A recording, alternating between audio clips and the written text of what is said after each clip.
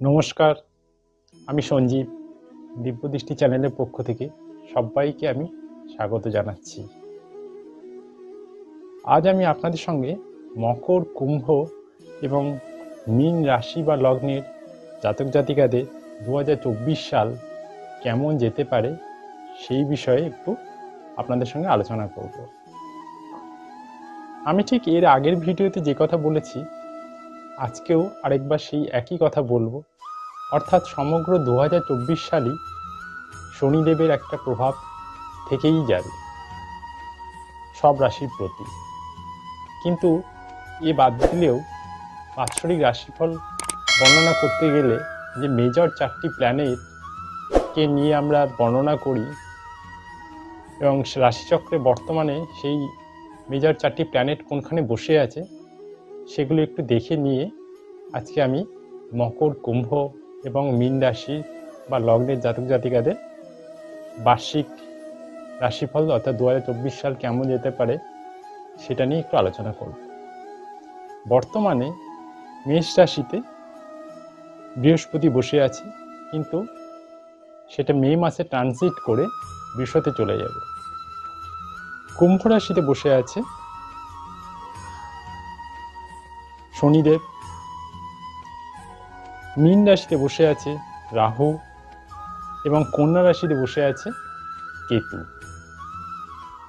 এই 4টে মেজর প্ল্যানেটের অবস্থান রাশিচক্রে।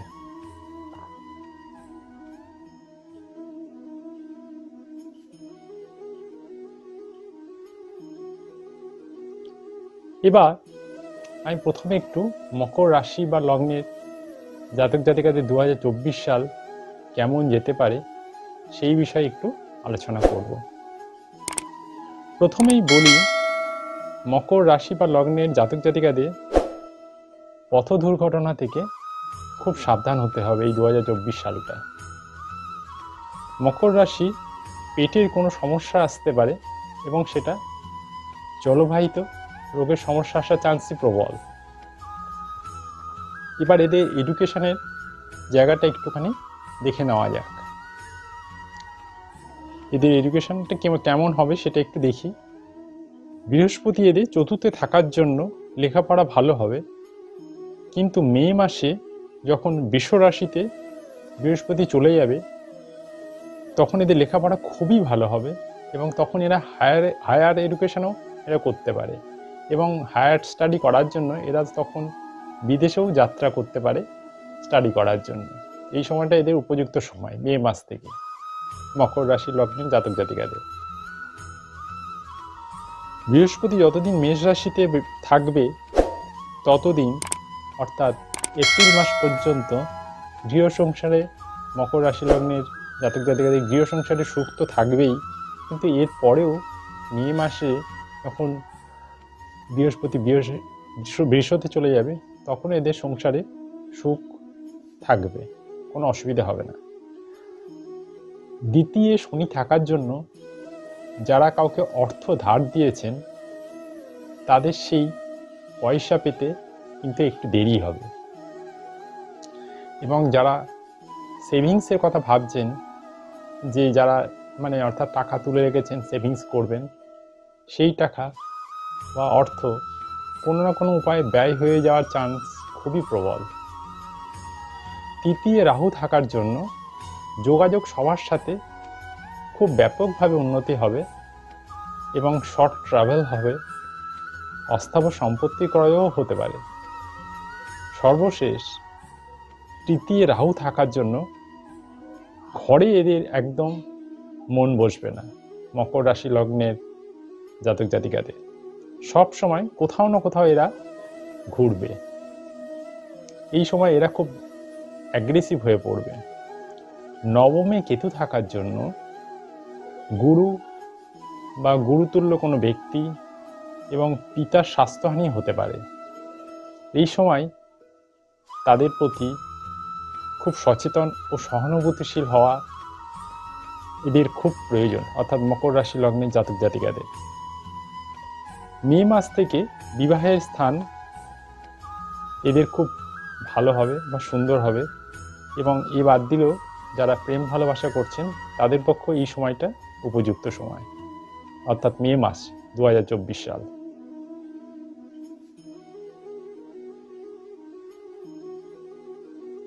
এবার আমি একটু কুম্ভ রাশি হেলথ নিয়ে একটু আলোচনা করা যাক। কুম্ভ রাশি 2024 সালে তাদের কেমন যেতে পারে হেলথ, সেটা নিয়ে একটু প্রথমে আলোচনা করি। এই কুম্ভ রাশিতে শনিদেব বসে আছে, দ্বিতীয় রাহু এবং অষ্টমে কেতু থাকার জন্য কুম্ভ রাশির বিভিন্ন দিক দিয়ে শরীর খারাপ হওয়ার চান্স খুবই প্রবল। স্বাস্থ্য নিয়ে সবসময় কুম্ভ রাশি লগ্নে জাতক জাতিকাদের সবসময় সচেতন থাকা দরকার। লগ্নে অর্থাৎ কুম্ভ রাশিতে শনি থাকার জন্য এখন এটা সবসময় নিজেকে নিজেই জাজমেন্ট করবে, এবং দ্বিতীয় রাহু থাকার জন্য এবং মীন রাশিতে বর্তমানে রাহু বসে আছে বলে এদের এই সময় আর্থিক অবস্থা খুব ভালোই হবে, এবং বিশেষ করে কিছু ফাটকা টাকা বা টাকা পয়সা আসার চান্স খুবই প্রবল। এছাড়া দ্বিতীয় রাহু থাকার জন্য এরা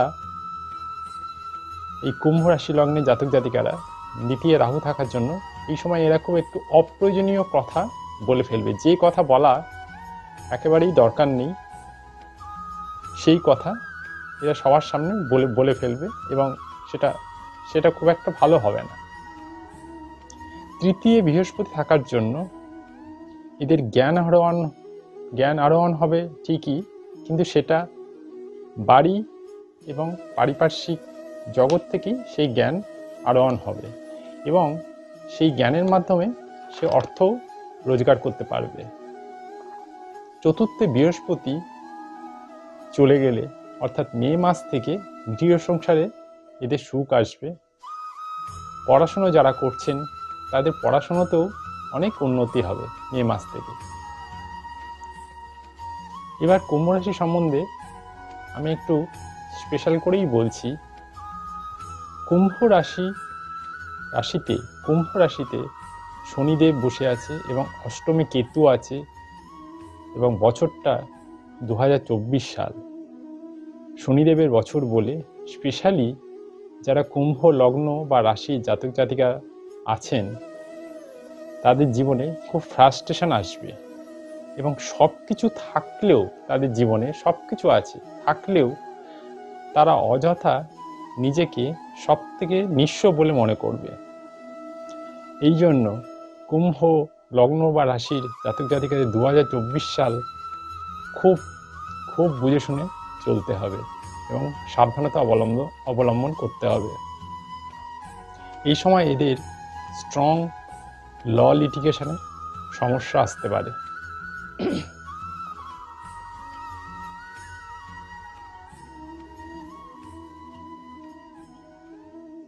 এবার মীন রাশি লগ্নের জাতক জাতিকাদের শারীরিক বা তাদের হেলথটা 2024 সাল কেমন যাবে সেটা নিয়ে একটুখানি দেখা যায়। এদের মীন রাশির লগ্নের জাতক জাতিকাদের লগ্নে রাহু এবং দ্বাদশে শনি থাকার জন্য কোমর থেকে নিচের অংশ অর্থাৎ পায়ের পাতা পর্যন্ত এই জায়গায় সমস্যা দেখা দেবে। লগ্নে রাহু থাকার জন্য এদের ফ্লু বা সংক্রামক জনিত রোগ হওয়ার চান্স খুবই প্রবল, এবং জলবাহিত রোগ আসতে পারে এবং সেটা পেটে দেখা দিতে পারে। সপ্তমে কেতু থাকার জন্য মীন রাশি বা লগ্নের জাতক জাতিকাদের লাইফ পার্টনারের শরীর খারাপ হওয়ার চান্স খুব প্রবল, এবং এদের যারা মীন রাশি লগ্নে জাতক জাতিকারা আছেন হাজব্যান্ড ওয়াইফ তাদের দুজনের প্রতি খুব কেয়ার নেওয়া দরকার এবং বিশেষ সচেতন হওয়া প্রয়োজন একে অপরের প্রতি। এই সময় কোনো কারণে মীন রাশি লগ্নে জাতক জাতিকাদের কোনো কারণে অশান্তি বা কোনো কারণে ঝামেলা হলে তাদের জীবনে সেপারেশনও আসতে পারে। আমি কখনোই বলবো না আপনাদের এটা আসুক, কিন্তু সেই জন্যই আমি আগের থেকে বলে দিলাম যাতে আপনাদের এত অবধি ব্যাপারটা না আসে। দ্বিতীয় বৃহস্পতি থাকার জন্য এদের অর্থ রোজগার ভালোই আসবে, কিন্তু যতটা আসা দরকার ততটাই আসবে। কিন্তু লগ্নে রাহু থাকার জন্য এদের চাহিদা এই সময় প্রচুর বেড়ে যাবে, আর যে অর্থ আসবে সেই অর্থ এদের কাছে, অর্থাৎ মীন রাশি লগ্নে জাতক জাতিকাদের কাছে এই অর্থ সাফিসিয়েন্ট মনে হবে না। মীন লগ্ন বা রাশি জাতক জাতিকাদের এই 2024 সাল বিয়ের পক্ষে একেবারেই উপযুক্ত হবে না। এই হলো রাশিচক্রের শেষ 3টে রাশি বার্ষিক 2024 সালের সংক্ষিপ্ত রাশিফল। এটা একটা সামগ্রিক রাশিফল, অর্থাৎ 12টা রাশি নিয়ে আমি যেটা আলোচনা করলাম মোট 4টে ভিডিওতে। কিন্তু আমি কারোর পার্সোনাল ন্যাটাল চার্ট দেখতে পাচ্ছি না, সেই জন্য কারোর যদি কোনো প্রবলেম হয়, আমি যেটা বললাম সেটা বাদ দিয়েও তাহলে আপনি সঙ্গে সঙ্গে আপনার ন্যাটাল চার্টটা নিন এবং আপনি যাকে ট্রাস্ট করেন সেরকম কোনো অ্যাস্ট্রোলজারের কাছে নিয়ে আপনার ন্যাটাল চার্টটা নিয়ে আপনি বসে যান এবং আপনার যদি কোনো সমস্যা থাকে তাকে বলুন, সে আপনাকে নিশ্চয়ই আপনার সমস্যার প্রতিকার ও প্রতিবিধান দিয়ে দেবে।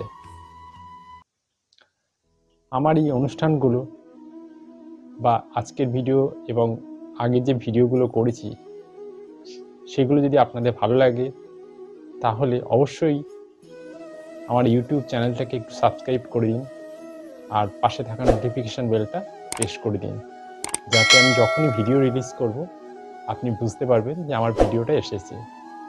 আর আপনারা যারা আমার ফেসবুক চ্যানেলে এই অনুষ্ঠানটা দেখছেন তারা আমার ফেসবুক চ্যানেলের পেজটাকে প্লিজ লাইক করে দিন।